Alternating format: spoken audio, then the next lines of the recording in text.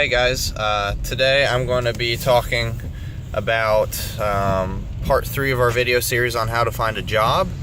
Part 1 was about your resume and how to build a great resume.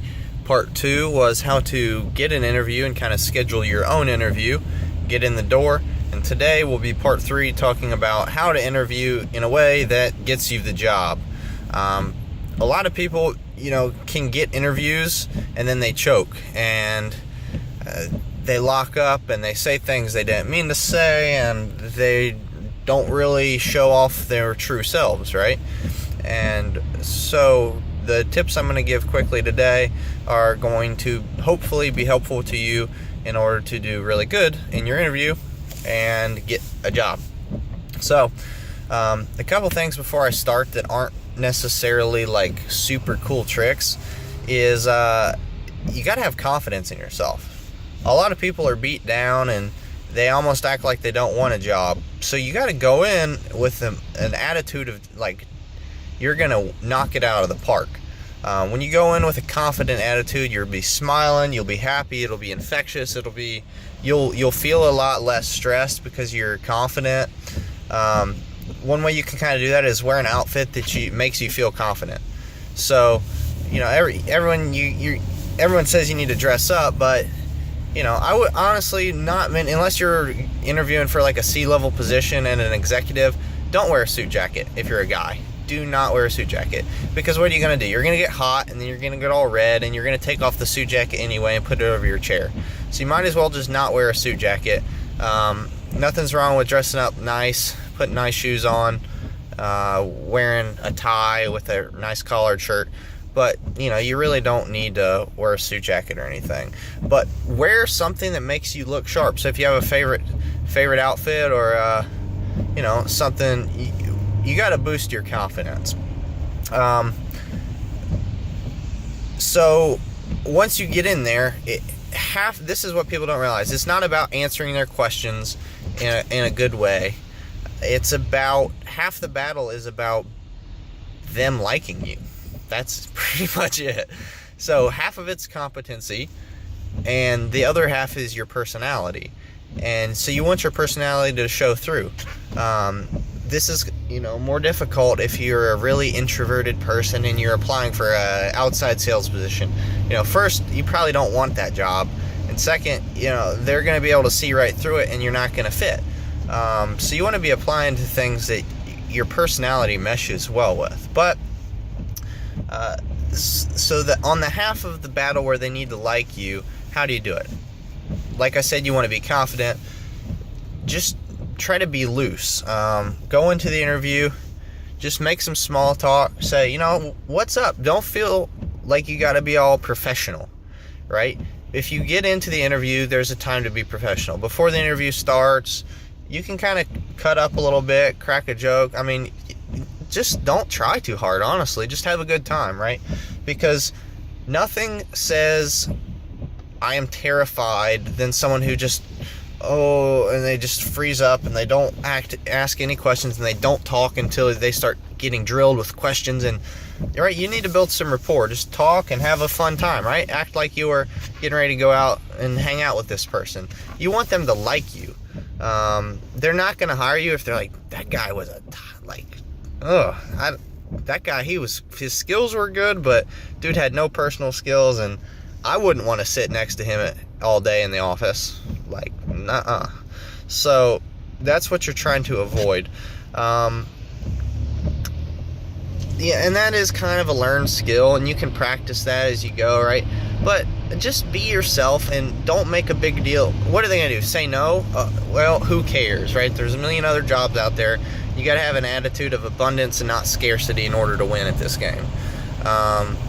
So the other half of the equation is the skills half, where you have to sell yourself. It's not, even if they like you and you're super friendly and you could get along with everyone in the office and kind of mesh with their team really well, if you don't have the skills, they might bend the rules a little bit for you, but if you do not have the skill set, then you're not going to get the job.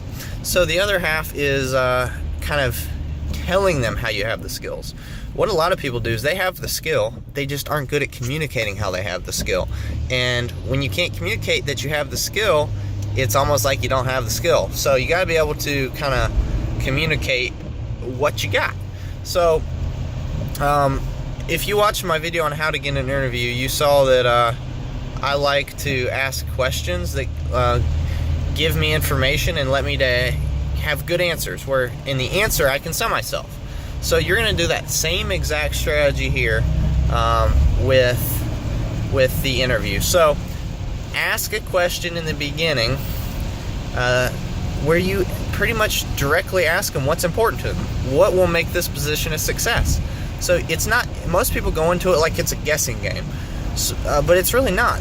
In the job description, they told you what they want, and then what you can do is you can say, if you had to rank the top 3 traits to succeed in order of importance at this position, what would they be? If you ask them that, then guess what you need to talk about? Those 3 things. And most people don't do that because there's no use spending your valuable time in the interview talking about something that's not important to them. And how are you going to know that unless you ask? Also, don't feel like you have to answer their questions. You can kind of be a politician about it a little bit. So if they ask you what would you say is your fill in the blank with crazy hypothetical situation, right?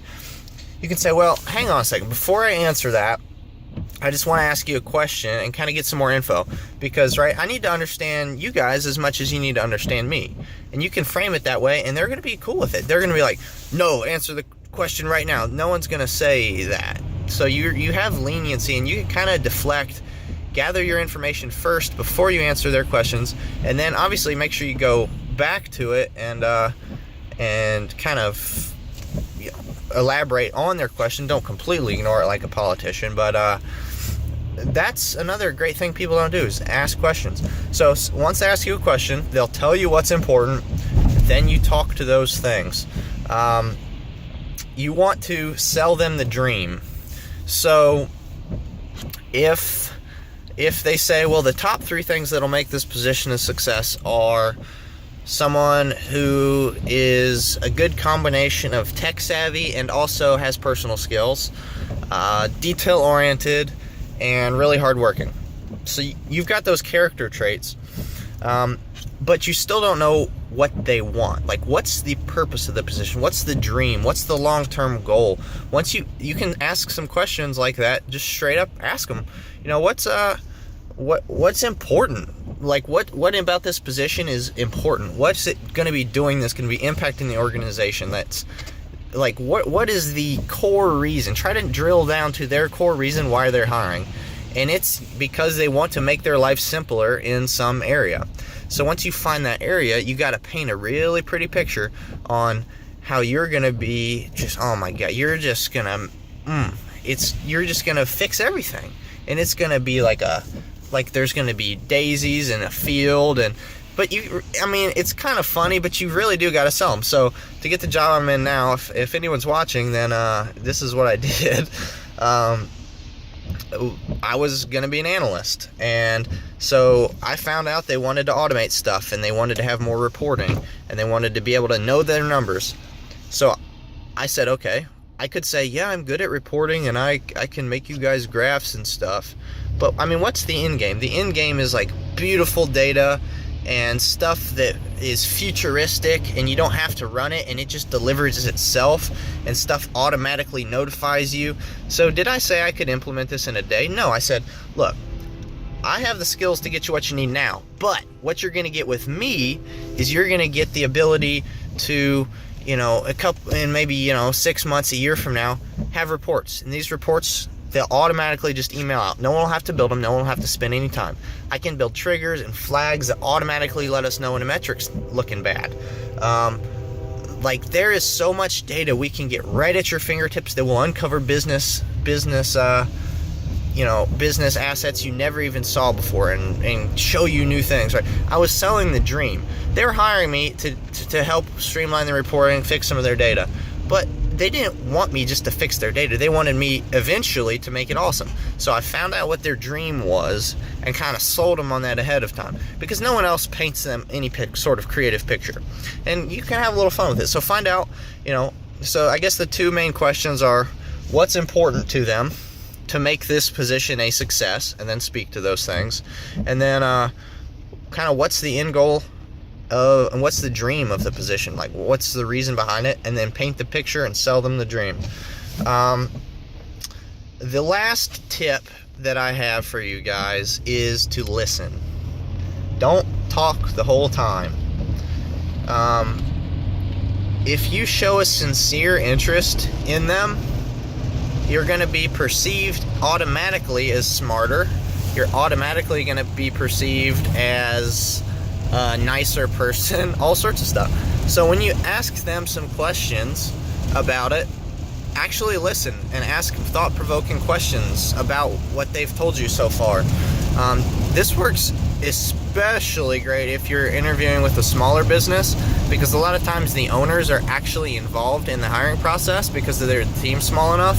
So if you are talking with an owner, do you think they're going to be interested in telling you kind of how they started the company and some of the struggles they went through? And don't be scared to ask them about that stuff and to just relate.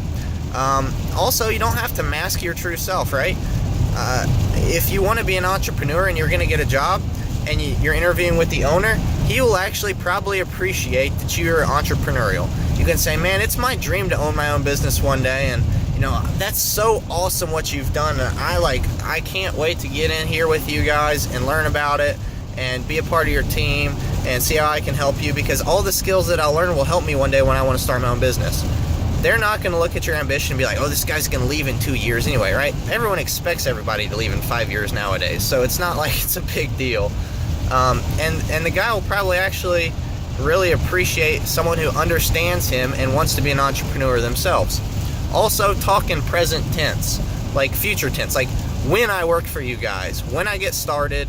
Pace everything in a way that implies, yes, I'm going to work for you, and when I do, here's what you're going to get. Don't say if. No, don't say if, say when. So it's raining pretty hard. I hope that didn't ruin the audio of the video.